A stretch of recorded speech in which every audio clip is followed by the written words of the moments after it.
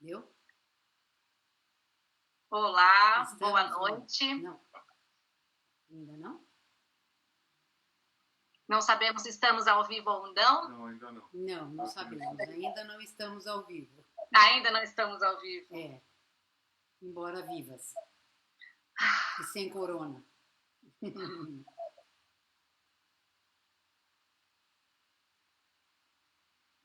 Pronto, agora nós estamos ao vivo, Jô. É, Então, estamos ao vivo e estamos bem vivas. estamos ao vivo, estamos Sem bem corona. vivas. Só um probleminha, Jô, eu não consigo ainda acessar aqui a live. Será que a gente está ao vivo mesmo? Eu só consigo ver uma foto nossa. Está funcionando sim a live. Tá funcionando? Estamos na live. Então, perfeito. Então, boa noite a todos. Nossa Boa noite. primeira live aqui da Sobraf. Uma live aqui há um tempinho, eu e Josefina estávamos pensando em fazer, por conta de uma condição hoje mundial de crise, e o que a crise nos faz, nos exige pensar, nos exige refletir. E uma coisa importante da nossa live, um dos maiores espíritos da nossa live, é uma reconstituição de modos de práticas clínicas que não seja uma reconstituição de respostas prontas, né, Josefina? Essa foi a grande questão que nós nos propomos a fazer essa live, porque, diferentemente do habitual, a gente não pensa em várias respostas a respeito de como devemos conduzir. Mas de refletir, né, Fabiola? De conversar, refletir sobre questões e problemáticas importantes de quem trabalha com as pessoas no mundo de hoje, né? Perfeito. E da necessidade e urgência de participar dessa situação toda, né? E repensar a clínica, né? Aliás, é o que nós temos feito, né, Fabiola?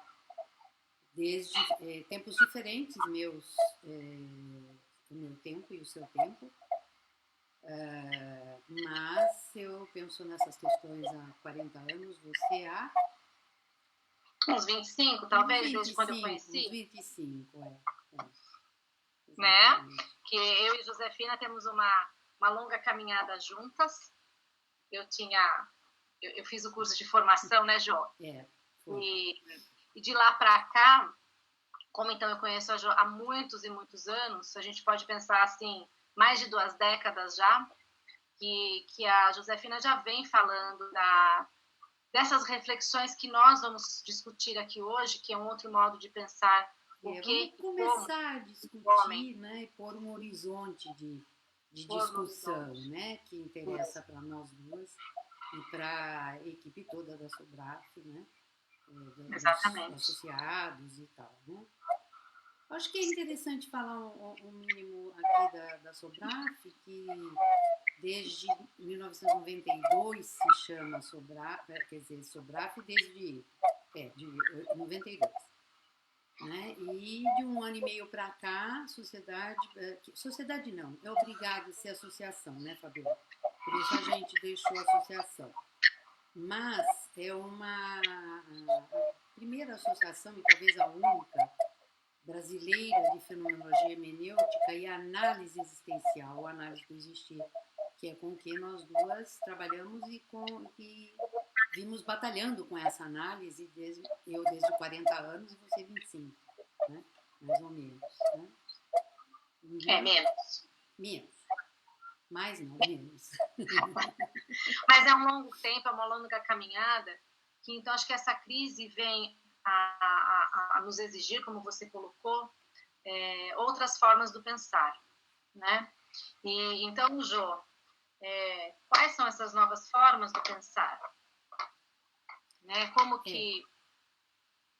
Então, eu acho que essas novas formas de pensar, assim, particularmente eu fui aprendendo, né, desde muito cedo na minha vida profissional, porque depois que eu fiz filosofia, eu fiz psicologia, isso você já sabe.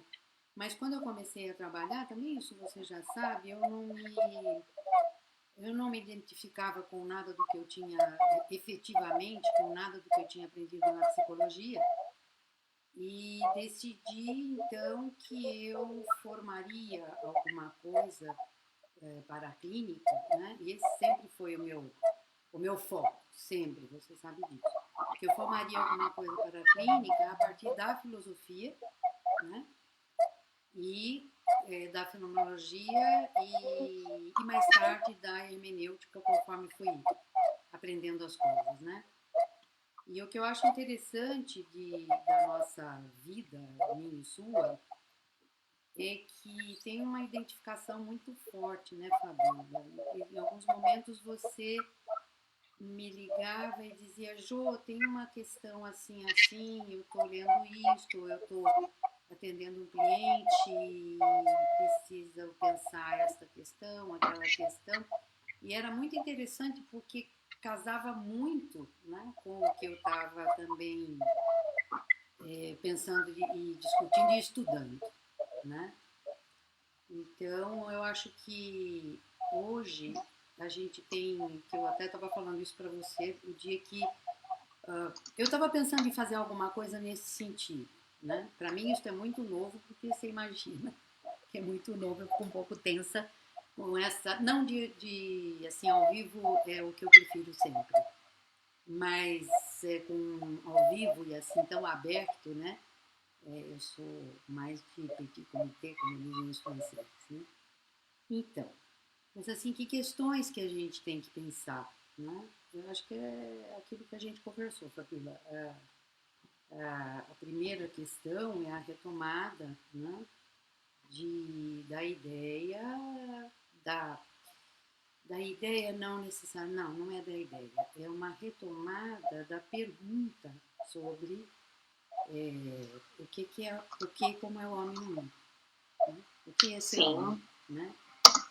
Então, isto é o que tem amarrado, né, a nossa vida numa tarefa de desenvolver a clínica existencial, né, focada mesmo, uma clínica focada mesmo na existência, né, foi o que e que você foi entrando também nisso de maneira bem dedicada, né? Então a gente tem algumas ideias, alguns pensamentos bem que caminham na mesma direção e que daí dá para a gente colocar como é que a gente vai fazer, né? A introdução não, porque já está introduzida, mas assim, esta clínica que é da existência, né? Como ela é, né? Mesmo sendo fenomenológica e hermenêutica, e o que ela pode trazer, né? Principalmente hoje em dia com essa situação, né? Jô, uma coisa que me chama muito a atenção, então, assim, como que a gente pode vir a pensar tudo isso, né? Uma coisa que me chama muito a atenção na prática clínica é o quanto as pessoas foram, vou jogar essa palavra, não sei se é a melhor, o quanto as pessoas foram educadas a se compreenderem como no controle, como donas da situação, né? Uhum. Eu gostei muito de uma frasezinha desse livro, Tempos de Mágicos, que foi até você que me... Esse livro é maravilhoso e é um livro interessantíssimo, maravilhoso Então, assim, e eu queria bem ler uma indicado. parte para a gente poder discutir a partir daqui, talvez, né?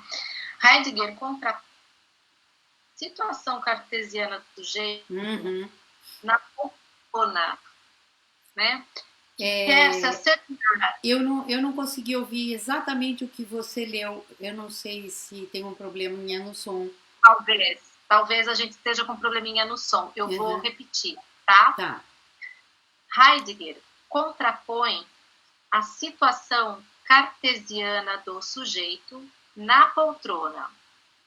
vírgula, que quer se assegurar da realidade de seu mundo apenas pela reflexão, que é num sentido diferente que a gente está usando a palavra reflexão aqui.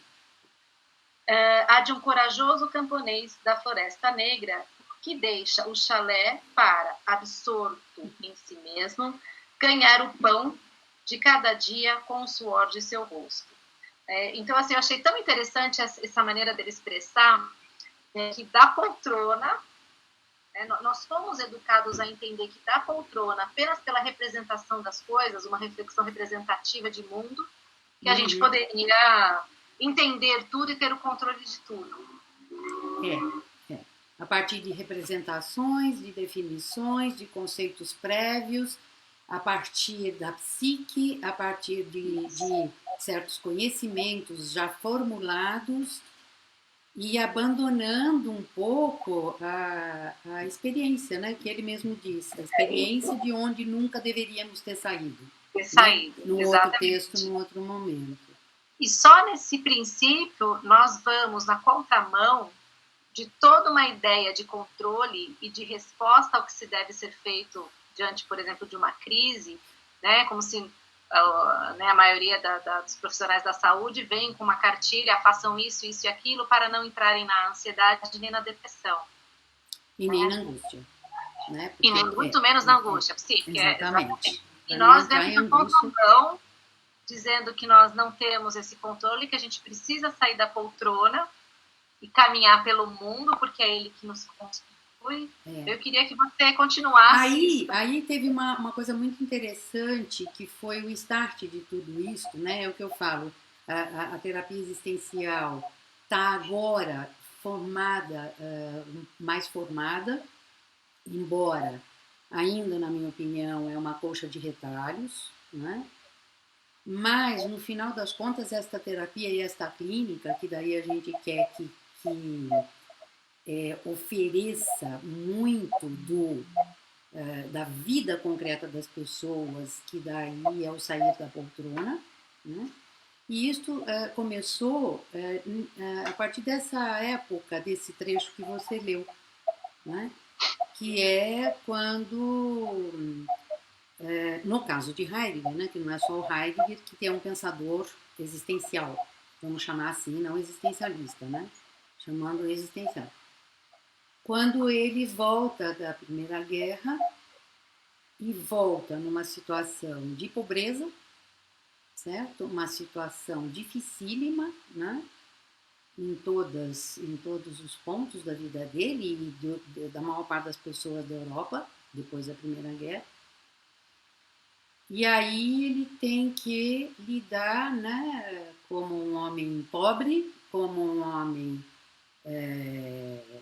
casado, com filho, e ele tem que lidar com a situação de viver, de existir, de partindo da experiência dele toda daí, né, sair da poltrona, né? E um ponto importante é isso que você falou sobre tudo que Descartes escreveu na filosofia cartesiana, que nos levou a ser pessoas que precisam formular, né?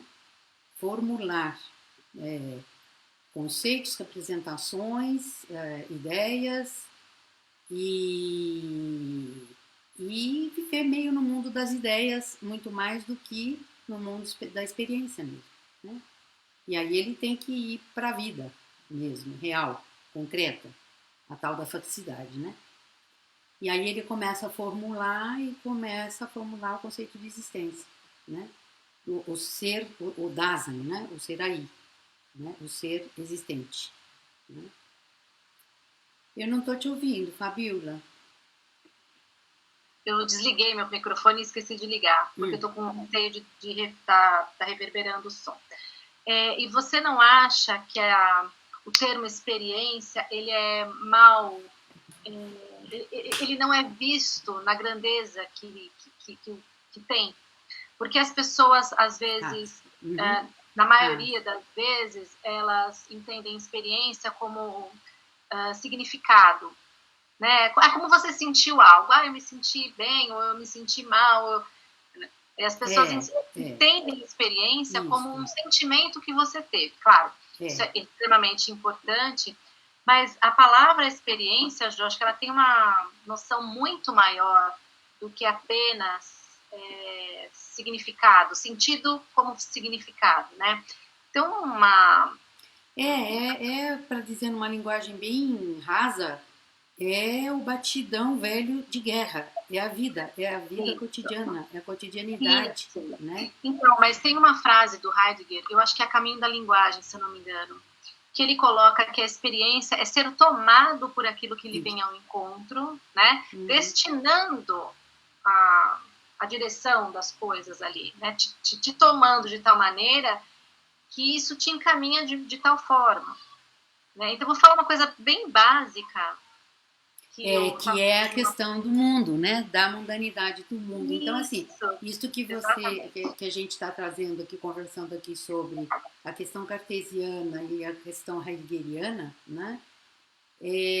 A questão heideggeriana muda completamente o rumo, né? Porque a gente tem uma construção de mentalidade ocidental.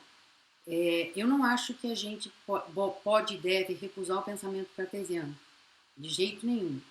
Até porque o que ele abre na época dele, próprio para a época dele, né, abre para depois outros, e um Heidegger, por exemplo, né, discutir e construir alguma outra coisa a partir disso. Né? Então, o homem ficou definido como... Bom, isso dizia Aristóteles, ele ficou definido como animal racional. Mas, assim, o ser do homem, em Descartes, né, é o pensar, é a razão. Eu penso, logo existo. Né? E tudo vai daí, e parte daí, e tudo vai nesse caminho, né, na racionalidade.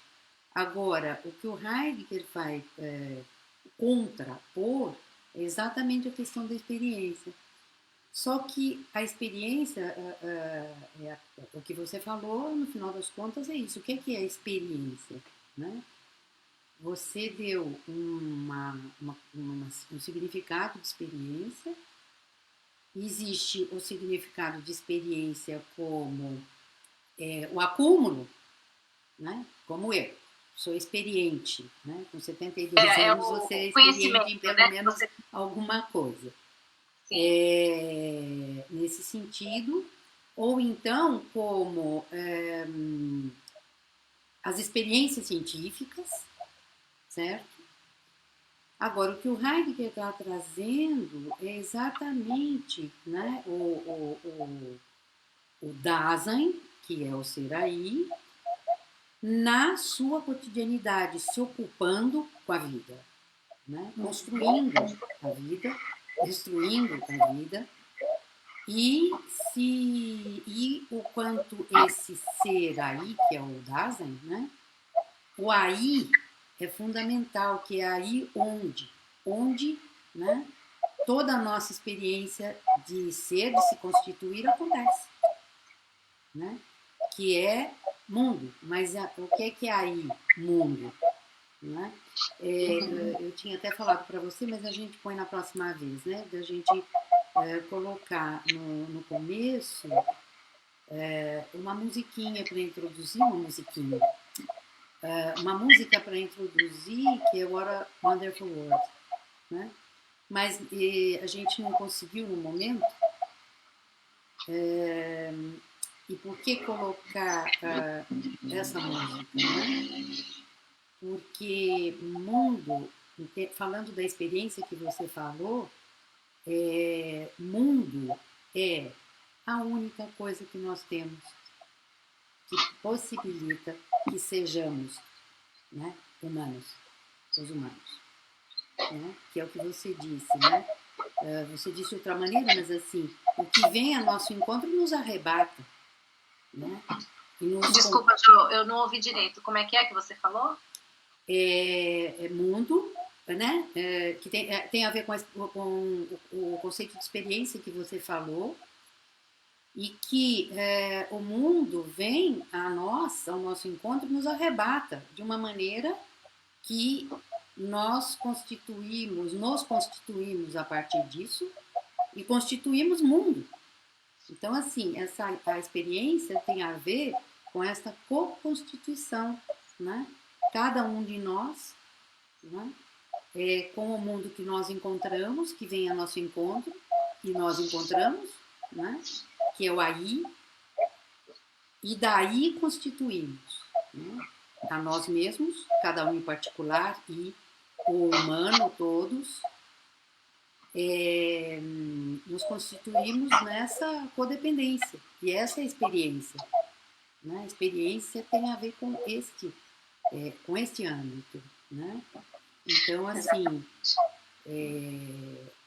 a experiência, quando ele diz, né, deveríamos permanecer, mais ou menos a frase é assim, eu não sei se está igualzinho, mas permanecendo a experiência de onde nunca deveríamos ter saído, ele está dizendo que é existência. Né? Então, assim, o que é existência, o que é cotidianidade, a experiência. Né? Sim. Ô, Jô, a Érica aqui está me pedindo para a gente explorar mais essa questão da experiência. Né? Então, assim, o que a gente pode mostrar mais para as pessoas, o que é essa história da gente ser tomado por aquilo que vem ao nosso encontro. Né? Então, por exemplo, a partir do que você falou, acho que a questão mais importante do que a gente chama de experiência é entender que as coisas me ditam, elas me encaminham, ao contrário da ideia de que você é você que controla o mundo. Que, né? Na verdade, o mundo te toma, que é isso que está acontecendo nessa crise. Né? Nós estamos sendo tomados, e isso é o que mais me chama a atenção, porque está todo mundo muito comovido com essa história da crise, as pessoas se sentindo extremamente impotentes. Exatamente. Com a experiência, que é essa impotência que é importante a gente deixar, que ela fica clara para nós, e a gente precisa... É uma forma de experimentar o que está vindo, né? E nos tomando. As pessoas se sentem impotentes, né? E aí querem criar um caminho para, bom, então como é que eu vou fazer para controlar essa situação?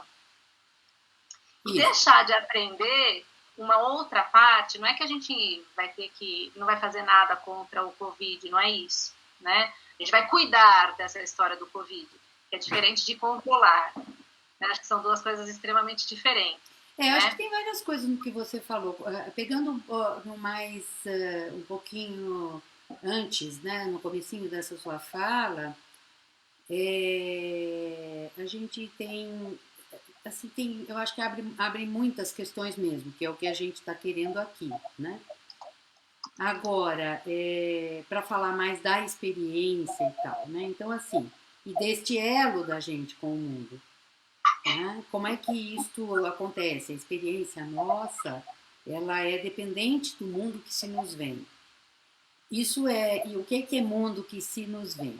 Então, vamos pegar esse exemplo todo do que está se passando agora. A gente tem isto está mexendo com muitas ideias que nós temos e que seguimos.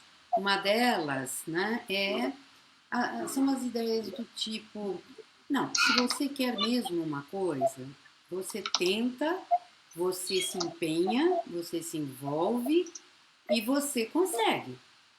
Né? Não é bem isso. Não é bem isso. Né? Isto é, se você montar este propósito, né, racionalmente, certo? Desconsiderando o mundo. Né? Você lembra que às vezes eu brincava com um exemplo que eu dizia o seguinte, não é assim, não basta eu querer e me empenhar muito. Eu nunca poderei ser presidente dos Estados Unidos. Por mais que eu pretenda, queira, me esforce e me prepare, eu não tenho condições de ser presidente dos Estados Unidos. Né? Não sou nem cidadã americana. Né? Então, assim, é um exemplo simples para a gente não usar exemplos clínicos, né? Mas não é isso. Nós estamos também na dependência do que vem para nós e do que nós somos de como nós somos arrebatados. Ou, por exemplo, algumas pessoas são arrebatadas da maneira como você falou, a maneira da impotência, né? Nesta situação. Outros são arrebatados de uma maneira diferente, que é a maneira que às vezes a gente fala, e era uma coisa que o meu analista Paulo Gaudêncio falava muito, que é a maneira do malcriado, né? Que fica se opondo e discutindo porque isto não é justo, porque isto não está certo,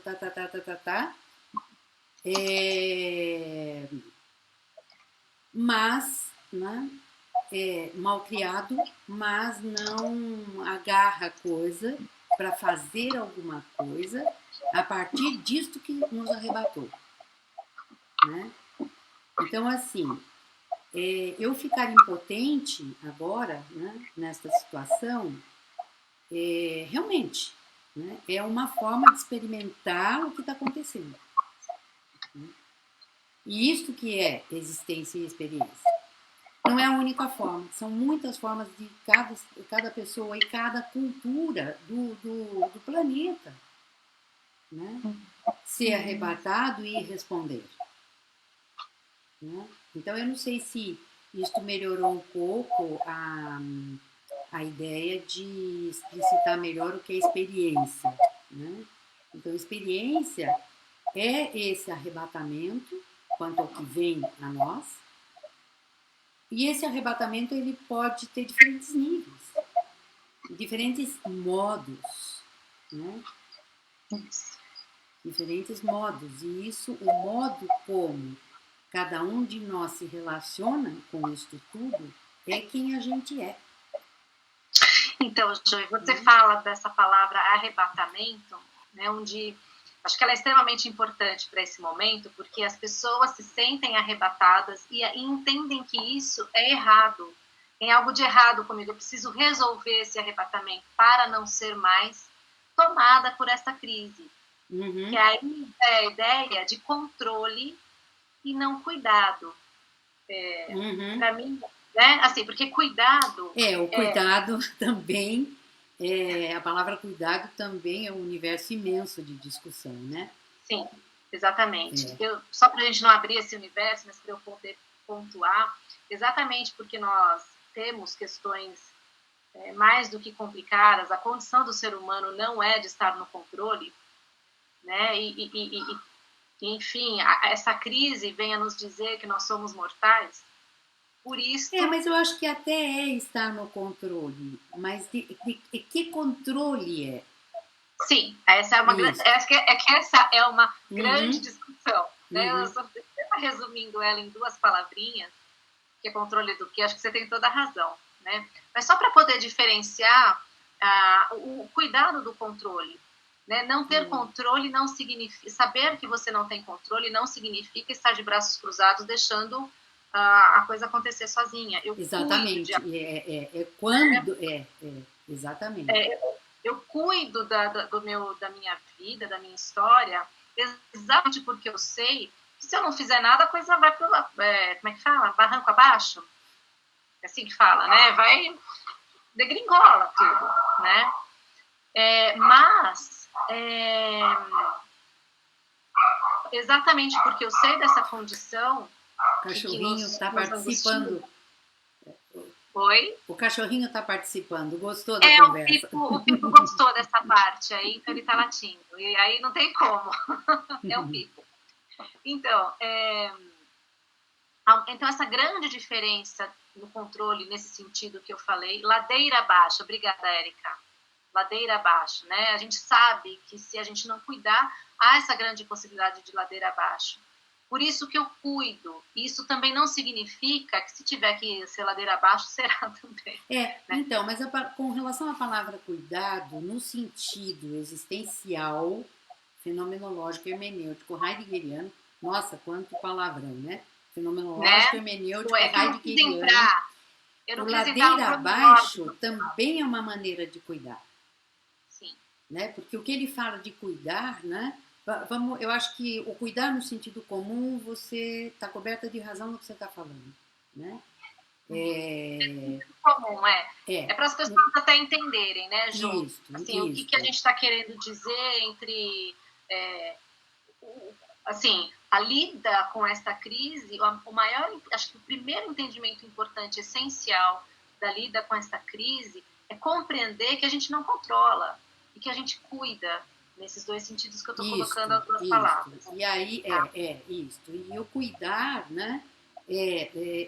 Se a sua vida for a vida for a ladeira abaixo, é uma maneira de cuidar no sentido que eu falei, fenomenológico hermenêutico heideggeriano, porque o que significa o cuidar, né? O curar, é no sentido de tratar disto de alguma maneira. E tem a ver com a origem da palavra, né, em alemão. Então, assim, você lembra que eu sempre falo que para a gente chegar um pouquinho mais perto do que ele fala do cuidar, né? O cuidar é você se ocupar daquilo. Agora, os modos de se ocupar e de cuidar, né, variam muito. Né? Tem gente que cuida agredindo os profissionais de saúde. Isso, tem certo? gente que cuida caindo ladeira abaixo, né? Isso. Caindo lá, o modo de, né? Lida com tudo isso são esses, né? E um modo de cuidar, né? Possível é ficando extremamente ansioso. Um modo de cuidar é ficando extremamente calmo. Eu tenho tido a experiência interessante com alguns dos meus clientes que estão bastante preocupados, né, com as coisas, cumprindo o isolamento e tal, mas não estão ansiosos, angustiados, aflitos. Não estão. É incrível. A gente acha que sim, que a maior parte das pessoas estará. Eu não sei se a maior parte está, não sei, porque aí falar em maioria envolve outro tipo de conta, né? Mas eu acho que para nós, clinicamente, vai valer muito, né, Fabíola, a gente fazer atentamente uma análise de como está esse cuidar, né? De pessoas em particular, né? E de grupos, né? De grupos e de diferentes culturas, né? Que também cuidam de maneira diferente, tendo cuidado. Nós duas aqui, as pessoas que nos ouvem, tendo cuidado com a palavra cuidado, curar, cuidar, né? Sim. Que existencialmente falando, são os nossos modos de lidar com tudo isso, né? Então, assim, tentar controlar, né, obsessivamente é uma maneira de cuidar, né? Cair ladeira abaixo é uma maneira de cuidar, né? E a gente, clinicamente, lida com isso, exatamente com isso. Tem uma pessoa perguntando qual é a diferença entre experiência e vivência. Na verdade, essa pergunta gera uma filosofia gigante, né? Gera. A gente já como é que a gente vai responder de uma maneira mais concisa uma e outra? Você sabe que, você lembra que em alguns momentos eu até falei isso, que em português, na psicologia existencial, se começou a falar um pouco, usar experienciar, certo? Perfeito. Experienciar, para não usar a palavra experiência, que daí seria uma palavra muito positivista e tudo mais, né? Um substantivo, né? Agora, então assim, experienciar, experimentar, né? Vivência. Assim, hoje, o que a gente tem sobre isso? Né? A gente tem a palavra vivência vinculada mais ao pensamento fenomenológico russeliano de vivência da consciência, certo? E outras línguas, né, adoram esta palavra vivência que existe na língua portuguesa, né, para as experiências da consciência, porque a palavra vivência seria mais interessante, mais explicativa, elucidativa do que a palavra experiência. Né? Até porque experiência tem tudo isso que a gente falou um pouquinho antes. Né?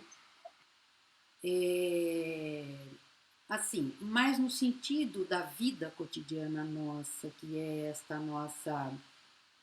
nossas formas de viver aquilo que se passa com a gente, não tem, você pode usar vivência e experiência que tanto faz. Sim. Né? É um preciosismo a diferença entre experiência, experienciar e vivência. Eu disse até que na psicologia existencial se passou a usar a palavra experienciar, mas só que em português não tinha esse verbo entrou depois. Depois, sim, eu não me lembro quando, que entrou no dicionário da língua portuguesa, né? Mas você sabe que eu prefiro sempre o tal do mundial. Sim. Né? Que é assim. Sim, para quem está ouvindo a gente, é o seguinte, mundiar... Mostrar para as pessoas o porquê que você prefere essa palavra. Então... Tanto vivência quanto experiência, vivenciar ou experienciar, ainda remete a um ego. Né? Ainda remete a um ego, ainda remete a uma concepção cartesiana de mundo, ainda remete a uma questão dos separatismos da mentalidade ocidental, né, da cultura ocidental, da mentalidade ocidental.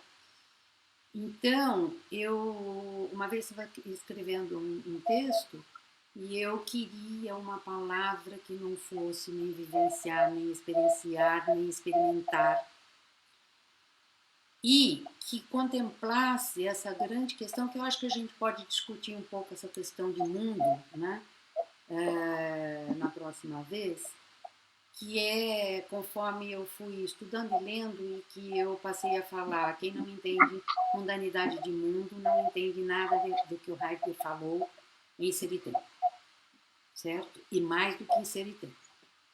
Porque assim, não entendendo mundanidade do mundo e o que é esse elo homem-mundo de que ele fala, que é o existir, que é a existência, não se entende o que Heidegger falou, na minha opinião. Bom, e eu estava querendo uma coisa que tornasse isso que eu acabei de falar bem claro para as pessoas. E, assim, resolvi ir ao dicionário, ao pai dos burros, como a gente chamava antes, né? E descobri que existe a palavra mundial.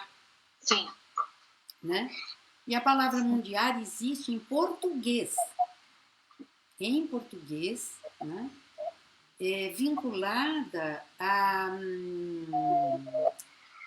determinadas figuras da mitologia amazônica, nossa, da floresta amazônica, alguma coisa assim. Da floresta amazônica, né? Que então os bichos mundiam. Ou mundeiam. Não sei muito bem. E eu achei que isso é espetacular para dizer o que é existência, dizer né, o que é experimentar, experienciar, vivenciar, fora do âmbito das vivências da consciência musseliana, das vivências intencionais.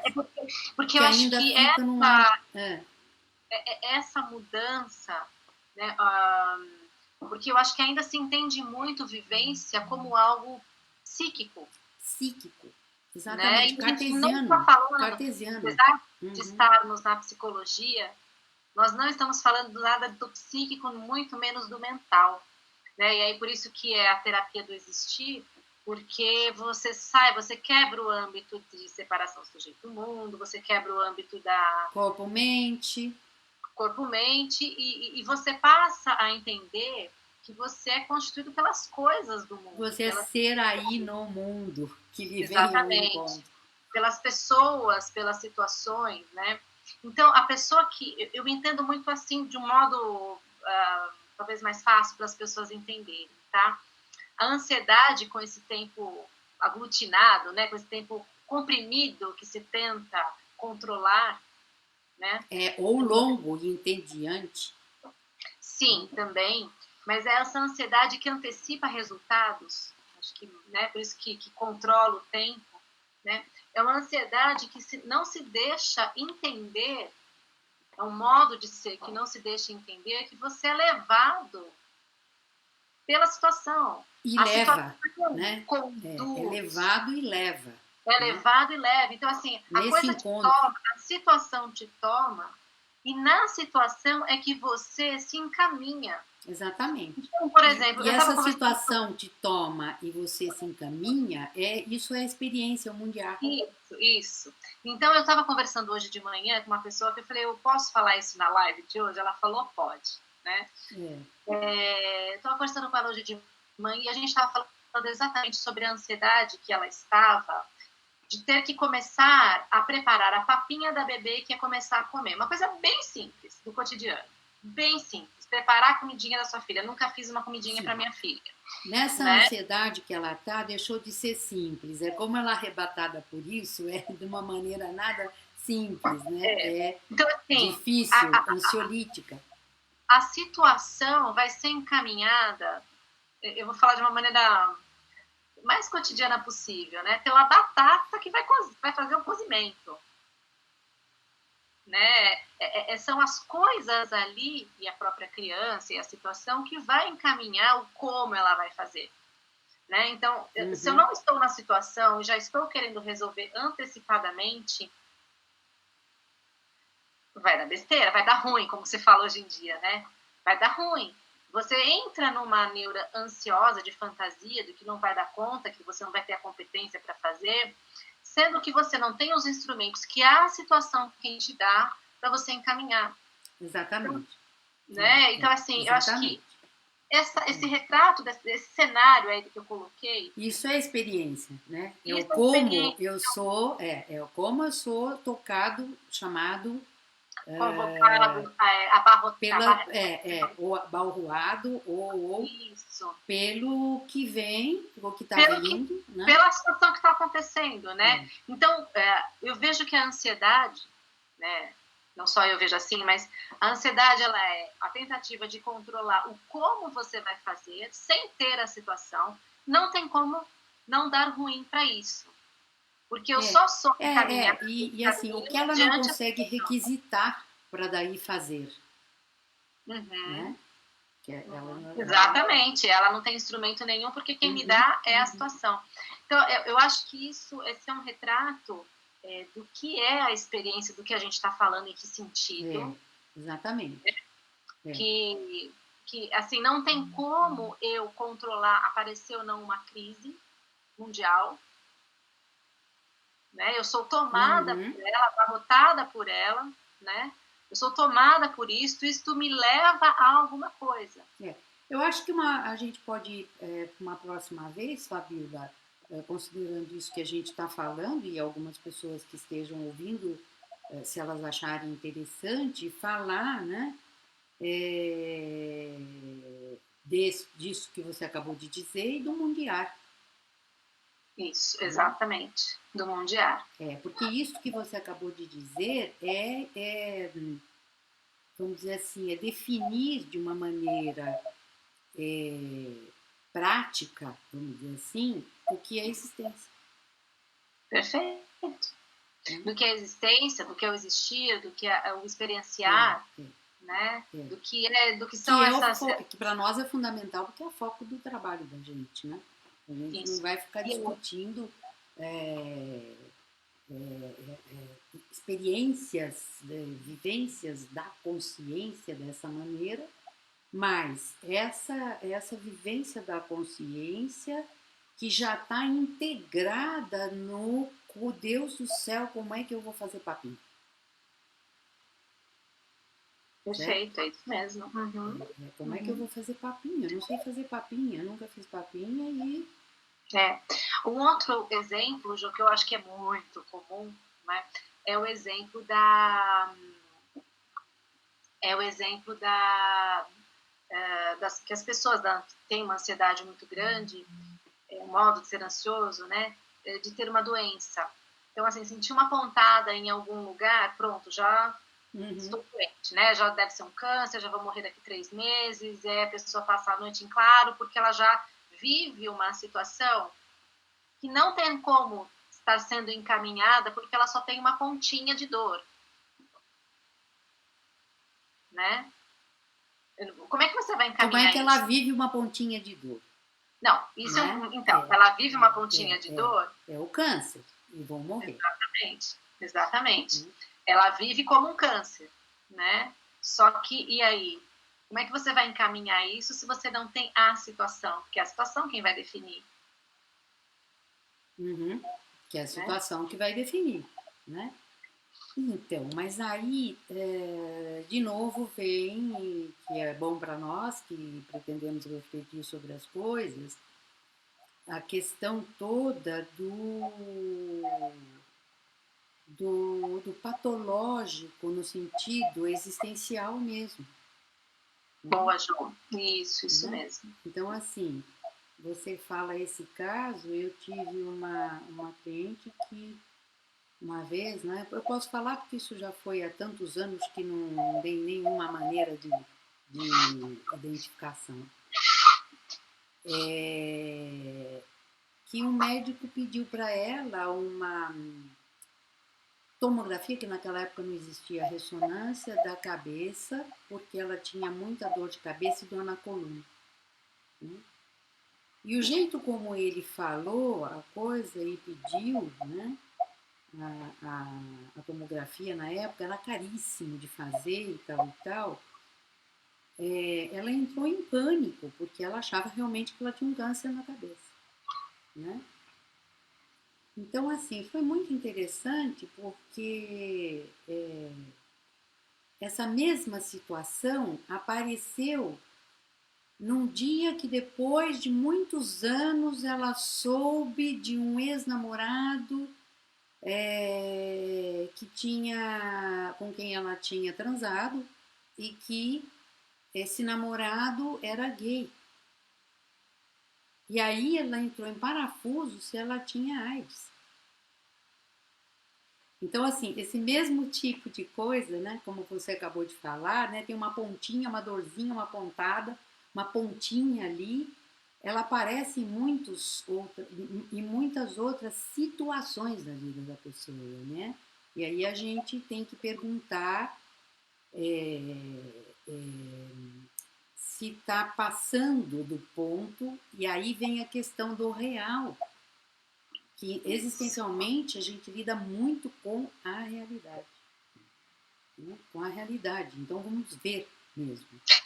Que não porque é uma realidade. A criação aí é muito cartesiana toda. Aí vem a coisa daí, você vai ligando isto com aquilo, isto com aquilo, isto com aquilo e vai formulando, né, a sua doença. Exatamente. Que eventualmente existe, eventualmente não existe. Que aí, Jo, colocar a realidade, né, não como algo certo ou normal, né? Que eu acho que é importante. A realidade ela não é algo certo em termos do juízo. Então, ó, isto para quem está ligado ao pensamento heideggeriano e tal, no final da primeira parte do Ser e Tempo, ele lida exatamente com essa questão da verdade e realidade, né? Então, aí, para quem tem trato, né, lida com isso e lê e tal, pode aproveitar dos últimos, acho que é parágrafo 40, mais ou menos, daí para frente, que ele lida com a questão, com essa questão da verdade, da realidade, né? Eu acho bem interessante, mas não é para este momento nosso aqui. Exatamente, que é isso que eu ia falar, né? Abre uma discussão extremamente grande, que talvez até seja pertinente ao nosso tema, né? Porque, então. Mas talvez a gente possa até conversar isso numa próxima live, porque é importante na questão que a gente estava conversando sobre a compreensão do horizonte de sentido. Que aí Então, você sabe que essa- uma coisa que eu até ia falar para a gente nem, eu nem sei se nós temos ouvintes, quantos e tal, né? Mas uma coisa que eu até queria falar para quem está presente é que não falei isso com você diretamente, acho, mas assim, nem eu nem você quisemos estruturar uma coisa bem assim, roteirizada e vamos falar disto, esta temática, este tema, na primeira, na segunda, na terceira, exatamente, porque eu acho que a gente tem que fazer a gente tem que ver, né? Ver o que se apresenta, o que aparece, né? E daí então pensar no que a gente pode discutir, ou deve, ou é o caso, ou vai contribuir para esta questão toda de continuar constituindo esta clínica.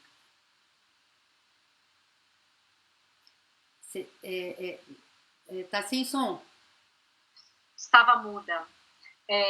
Esse é o fazer fenomenológico mesmo, né? Você lidando com aquilo conforme vai aparecendo, não antecipar um roteiro. Né? Exatamente. Né? Agora, tendo isso, né, tudo isso que nós colocamos agora, principalmente sobre a questão da experiência, que eu acho que ficou mais forte, principalmente do que as pessoas estavam falando. Eu acho muito importante, porque diz muito da discussão entre o que é existência, o que é experiência, perfeito, o que é psique, né? O que é razão. Tá. Né? Então, porque...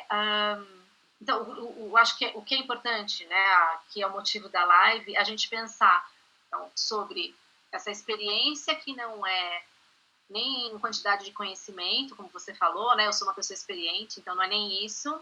Nem e até faz parte da existência essa quantidade de conhecimento, né? De experiência. Mas não nesse sentido apenas, também não apenas no sentido de uma experiência como o que eu senti de algo, né? O meu juízo a respeito também de algo que eu achei, não nesse sentido, mas do ser tomado pelo o que afetivamente, afinadamente, né? Afetivamente pelo que vem ao encontro. Que é sempre fundamental. A gente não pode esquecer. Só que, então, como ligar isso com a questão da nossa prática clínica? Que aí é a nossa... Que aí é o nosso negócio, né, Fabiola? Aí mágica, tem sido o nosso negócio, meu, seu, do pessoal que tem frequentado a Sobraf e da diretoria, né, que é diretoria porque tá nessa vibe, como dizem por aí. Ok, né? Então, assim, qual é o ponto, então, que faz tudo isso ser tão diferente de numa prática, numa atuação clínica? Né?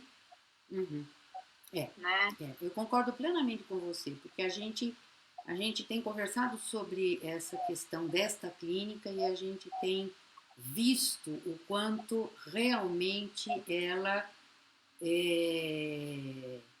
o quanto ela tem efeito na vida das pessoas, né? Porque a gente lida, vamos falar isso, ao invés de existência, né? Com a experiência, mas uma experiência entendida como mundial, como eu aí no mundo, né? E eu sempre uso essa expressão, é o que eu falo, é chula, mas eu gosto dela, né? Nesse mundão velho de guerra, né? Eu só queria colocar, antes da gente passar então para essa questão da prática clínica, eu só queria falar duas coisinhas. Quem fez a pergunta sobre a diferença entre experiência e vivência foi o Márcio. Deixa eu ver se eu consigo pegar o nome completo dele aqui, peraí. Que tem um pessoal... Muito bem feita a sua pergunta, viu, Márcio? É uma discussão e tanto. É uma discussão gigante que um livro talvez daria conta dessa discussão, né? E tem uma outra... um comentário, que foi a Oneide quem fez. Oi, Oneide, boa noite, beijo. Então, ela fala uma coisa bastante pertinente aqui, Ju, que é assim: Jo, pensei O em Neide sempre representação. fala coisas muito pertinentes, né? Tem razão. Uhum. Então, ela disse aqui, Jo, pensei em representação versus situação concreta, quanto à ansiedade, ou seja, se faz uma ideia antecipada do que vai acontecer e não se considera a situação concreta. Eu acho que ela tem bastante razão nisso que ela está falando, porque nós somos educados a entender que a representação é muito mais importante do que a própria experiência. A estrutura da situação concreta. Perfeito. Né? E a gente não pode esquecer que a ansiedade é uma forma de medo. Né? E o medo, ele tem, você lembra, né? Ele tem muitos estágios, né? Temor, horror, terror, pavor, né? Que é o que Heidegger coloca, ansiedade, né? Tem. Fobia, Uhum. Obsessão está ligada à ansiedade. Então, Okay. também é um mundão de discussões, mas este distanciamento da situação concreta, né, é muito produtor da ansiedade. Perfeito. Né? Muito produtor. Sim, e a o pessoa contrário não, também não, é verdadeiro. Na verdade, o contrário também é verdadeiro, porque a aproximação, né, também de toda a situação, né, como a Unide fala, também gera ansiedade. Por quê? Porque você terá que curar no sentido de cuidar, de lidar, né, com algo que talvez seja maior que você, né, maior do que você pode. Né? Exatamente. Porque a representação que a Unide citou é o caso do estar sentado na poltrona e ver o mundo através dessa reflexão representativa. Né, exatamente. Né? Exatamente. A Raquel Gomes está perguntando sobre para a gente falar sobre tonalidades afetivas. Uhum. Que a ansiedade é uma grande tonalidade afetiva, isso, né? Isso. A ansiedade é uma das tonalidades afetivas porque é uma das formas como eu respondo ao que vem ao meu encontro, né? Sim. E como, assim, o meu, vamos chamar de tamanho, né? O meu tamanho e o tamanho da situação. Né? E onde a situação pega em termos da minha vida no mundo, de quem eu sou. Né? Sim. Então, como sou eu, né? Como eu respondo a tudo isso que me toma. E como eu e a gente não pode nunca esquecer, né? Vamos ter que repetir muitas vezes, né? Como eu respondo àquilo que vem ao encontro é quem eu sou, né? As pessoas entendem que tem um quem, um sou, um self, um eu, né? Não, quem você você é aquele que vive assim, experimenta assim, vive assim o que se lhe vem ao encontro. E, Raquel, a questão da afetividade, que para nós, né, e existencialmente pensando, a questão da afetividade não é um conjunto de sentimentos e não podemos identificar sentimento nenhum em particular. Né? Não se limita, né, ao sentimento. Se resume. É a tal da abertura heideggeriana, que eu acho muito complicado falar neste momento, mas assim, é um dos constitutivos de assim, de ser aí no mundo. Né?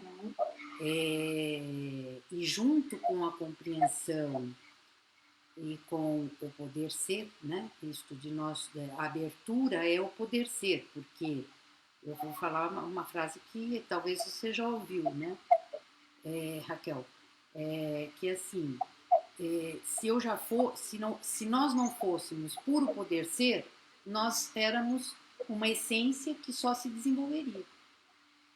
Perfeito. Certo? Então, e assim, aí, Jo, Digo mais, não adiantaria fazer terapia, correto? Não, se você é uma essência que só né? se... Isso, só deixar acontecer a essência... Se é uma potência que só se atualiza, para que terapia? Exatamente. Exatamente. Para reclamar da vida? Aí acho que há uma grande diferença, né, das pessoas não entenderem essa ideia de que você não nasce com uma essência. Muitos pacientes me perguntam... O poder ser é isso, né? Nós somos puro poder ser. Né? Não, mas porque se fosse alguma coisa, já éramos, não éramos poder ser.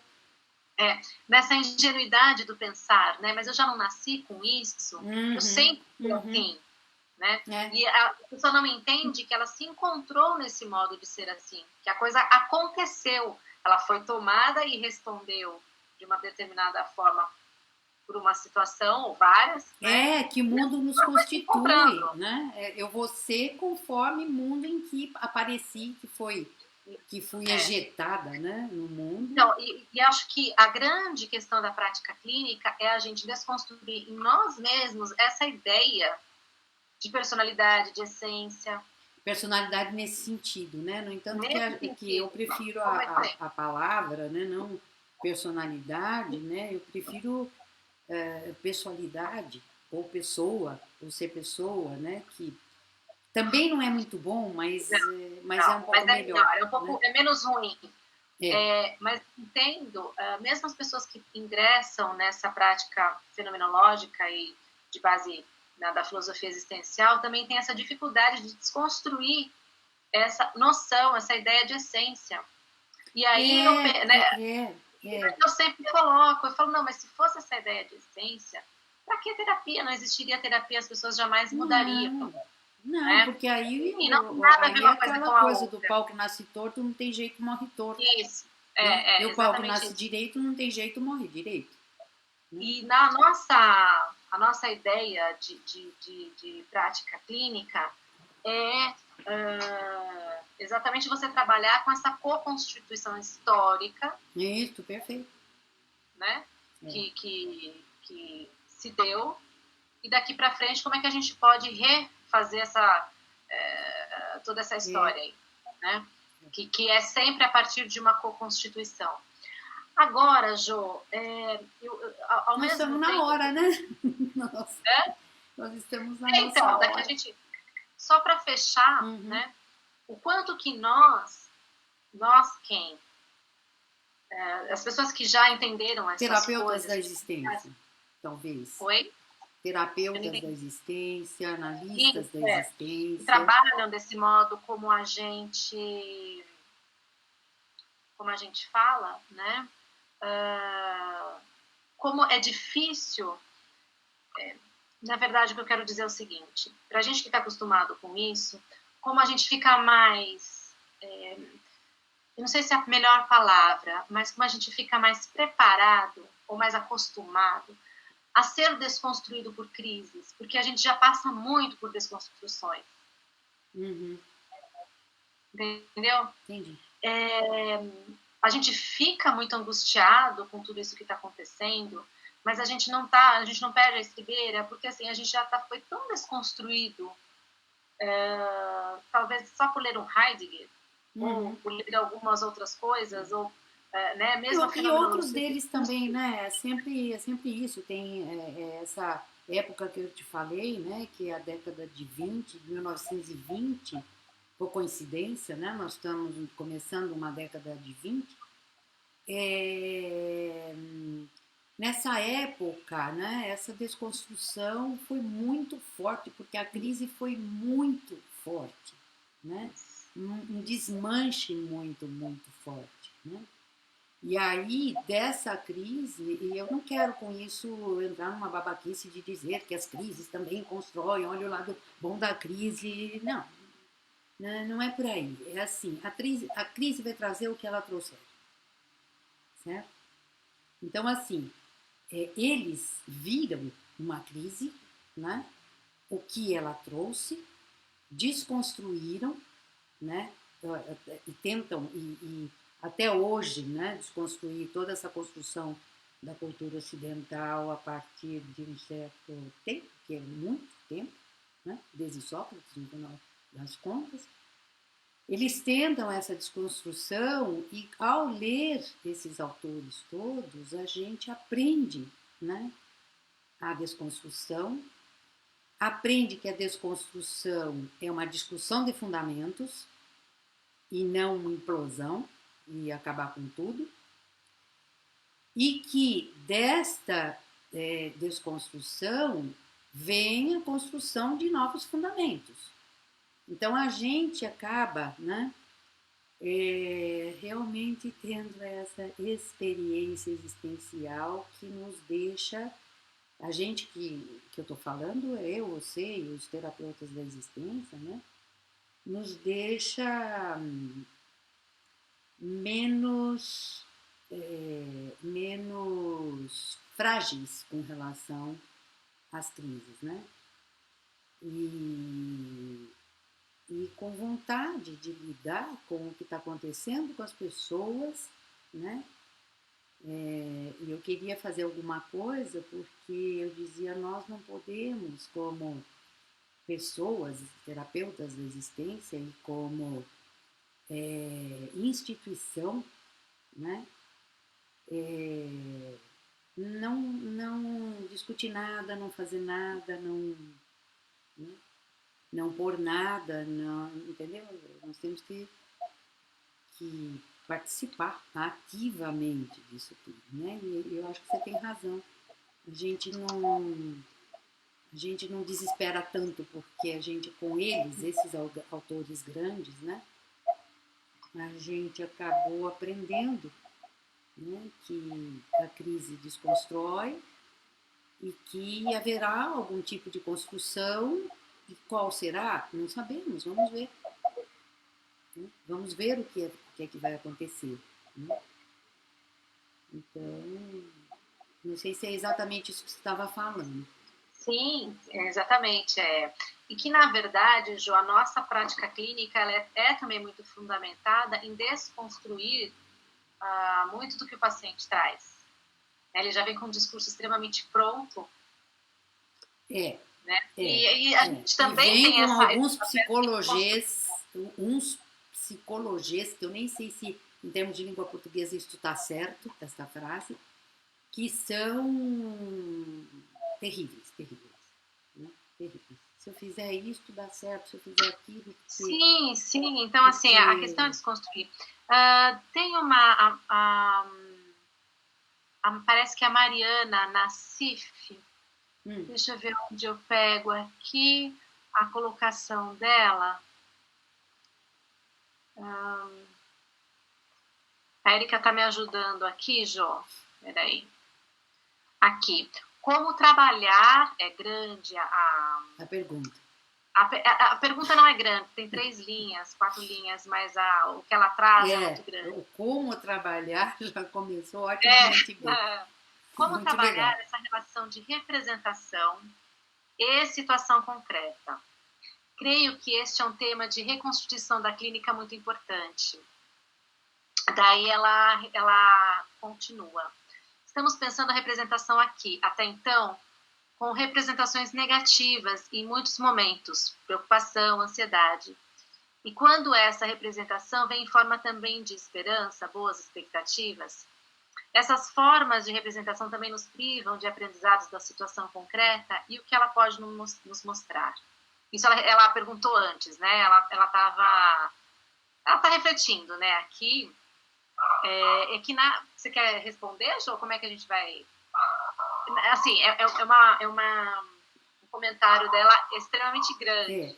É que quando esses autores falam de representações, eles estão falando um pouco diferente, um conceito um pouco diferente do que ela tá dizendo. Isso, né? Que ela está dizendo, quando eles falam de representações, são assim, os pensadores, os filósofos, os homens de ciência, os cientistas, né?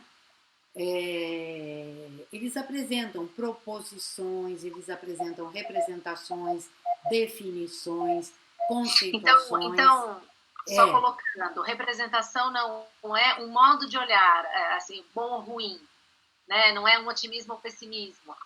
Eu acho que é não, menos por aí que talvez ela estava entendendo, não sei. Exatamente. A palavra, né? Isso, exatamente isso que você está falando. Mas então, é uma assim, essas representação que parte da representações aí comparação. elas viram conceitos, elas viram regras, elas viram, como eu falei, às vezes, numa área que é muito colada com a nossa, que é em psicologia, né? Ou em psiquiatria ou em psicopatologia. Então, os psicopatólogos, por exemplo, dizem existem patologias da representação, patologia da percepção. Então, nesse sentido, também, né, tem o sentido que eu acabei de falar, e tem nesse sentido aqui, que a representação é uma função psíquica, uma das tantas funções psíquicas, né? E aí, essas representações, elas podem se desviar e serem patológicas ou não serem patológicas e por aí, né? Então, assim, quando eu falei de representação, a Fabiola também, a gente fala de representação, a gente toma nesse sentido, né? E não no sentido, nem no sentido de representar, como os atores fazem, né? E num sentido um pouquinho diferente do que ela está colocando. Então, eu acho que seria interessante, sim, discutir melhor essa questão. Eu acho que a colocação dela foi boa, até para a gente esclarecer essa diferenciação que existe. Porque no final das contas, o que talvez, né, o que ela está chamando de representações, e daí negativas ou positivas, possa ser pensada a partir de formas afetivo-compreensivas de responder, né, àquilo que vem ao encontro, que são formas de relações, as formas de relações, né? Talvez que daí talvez você já citou existencialmente falando. Nesse modo de entender. Aí a gente está existencialmente falando do assunto. Então, assim, porque assim, o negativo e o positivo, ele não é só da ordem da representação, entra aí muito a questão de valores, questões éticas, questões de valores, questões do bom e do mal, né? Então, nesse negativo e positivo, sempre que tem negativo e positivo, entra junto este tipo de coisa que eu falei, a questão do que é aceito, do que não é aceito, dos valores e por aí afora. Né? Perfeito. E Jo, tem um comentário da Marlene Marque.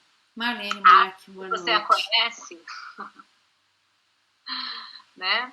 E ela está comentando aqui, estamos vivendo um momento de grande inquietação, pois estamos lidando com o imponderável, algo que ainda não temos controle.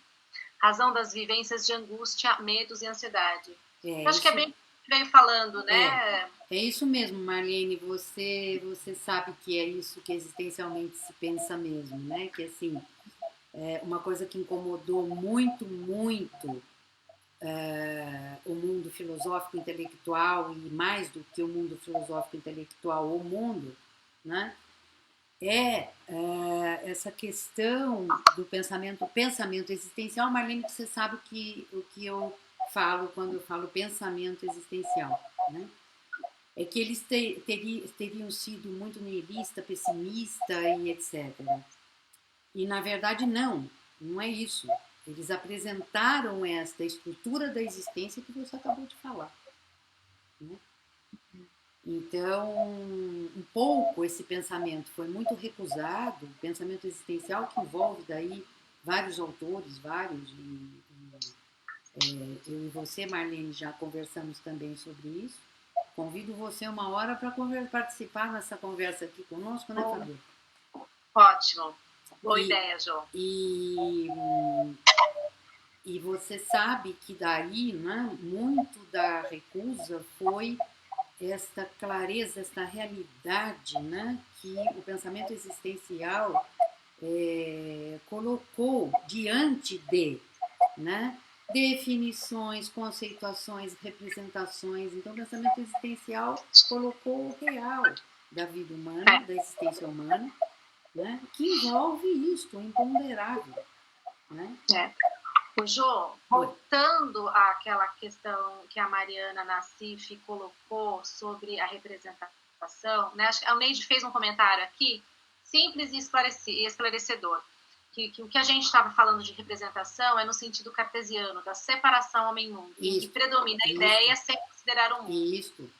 Né? Acho que ela ajeitou aí de modo bom, e a ideia que seria o homem sentado na poltrona, sem mundo, praticamente. Sem mundo, vamos encerrar com isso, Fabiola, voltando a esse trecho, né? O homem sentado na poltrona, pensando em as ideias, né, sobre mundo, sem mundo, e a nossa prática clínica, que eu acho que aí é que é a grande questão que muda tudo, é a prática clínica entendendo aquela pessoa no mundo. Homem-mundo como co-constituinte, né? Que eu tinha um estudante que dizia, ele dizia assim, cocô, né, Jô? Que é co-constituinte, né? Um constituindo o outro. Não acho que é importante ressaltar, Jô, que não é um mundo introjetado. Um mundo que estimula e nem a natureza. Vem de mim. E nem necessariamente a natureza. A pessoa que está nos ouvindo, ela pode pensar assim, não, mas é levado em conta o mundo. Né? A gente está nessa pandemia, a pandemia está aí. Como eles colocaram. Uma forma diferente de entender esse mundo. Né? O mundo como algo que me estimula, ou então que eu introjeto, é um mundo completamente diferente de eu ser co-constituída por esse mundo que se apresenta para mim sempre de uma forma, a cada vez. E co-constituindo o mundo. E co-constituindo o mundo. E isso exatamente. É grande, né? Então, essa é a grande... Obrigada, Neide, pelo comentário. Né? Que acho que é importante a gente sempre retomar essa parte, Jô, porque essa é a grande diferença da prática clínica com a questão do mundo. E aí, as crises como origem de reconstituição de práticas clínicas é a gente entender essa crise, o quanto ela expõe essa nossa condição de ser co-constituído pelo mundo. Co-constituído neste sentido, tanto o mundo me constitui quanto eu sou formador de mundo. Né? Perfeito. E não só eu sou formador de mundo. Isso. Né? Que é a ideia mundo da não, incluindo a natureza, mas não identificado com a natureza. E aí outras discussões. Eu acho que a gente foi feliz aqui na nossa proposta de reflexões, porque eu acho que com isto que temos, podemos realmente pensar, e a partir do que o pessoal falou, né, pensar as próximas, né? Então, acho que para uma próxima, Jô, é muito bacana a gente pensar essa questão do mundo que a gente colocou, no sentido de compreensão do horizonte de sentido que você... que nós não falamos nada disso hoje, mas que realmente. Né? Então, o quanto isso tem importância, relevância nesse momento de crise, né? O quanto as pessoas ficam destituídas de compreensão do horizonte de sentido, que eu acho que não vai dar para falar sobre isso agora, mas a gente vai poder tentar refletir, esclarecer o que é. Para mim, uma coisa fundamental na constituição, né, da experiência, do experienciar, da vivência, resumindo tudo de uma maneira melhor e incluindo muitas outras coisas, né, da existência. Isso, é isso aí. É isso aí, Josi. Você gostaria de comentar mais alguma coisa? Eu gostaria de ler um comentário antes de você, não sei se você quer comentar. Sim. A Ana de Diego disse, live extremamente interessante também para não profissionais. Estou maravilhada. Obrigada, Ana de Diego. Gostamos Ana de Diego. Ana de Diego, muito obrigada, Ana. Um beijo grande. Conheço então, Ana.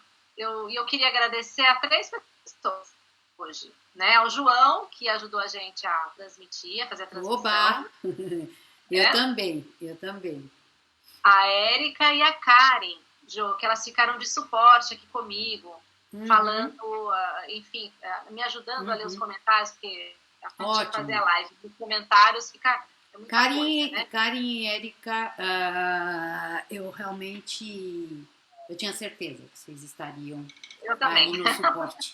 sempre presentes de alguma forma, né? Essas meninas que... Sempre presente, cooperando, ajudando, né? E também o João, né?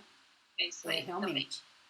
Então tá bom, a gente se despede com vontade. Eu me despeço com vontade de quero mais. Já faz mais de 1h30. Acho que tá dando. Nossa, a gente tinha falado de ficar pessoas que estão aí. Obrigada pela presença, obrigada pelas interferências, pelas falas, né? E para as pessoas caladas também, muito obrigada, porque isto não quer dizer que não participou, né? E não gostou e não pensou, que é o que mais importa para nós, né? É que as pessoas façam reflexões a partir disso, né?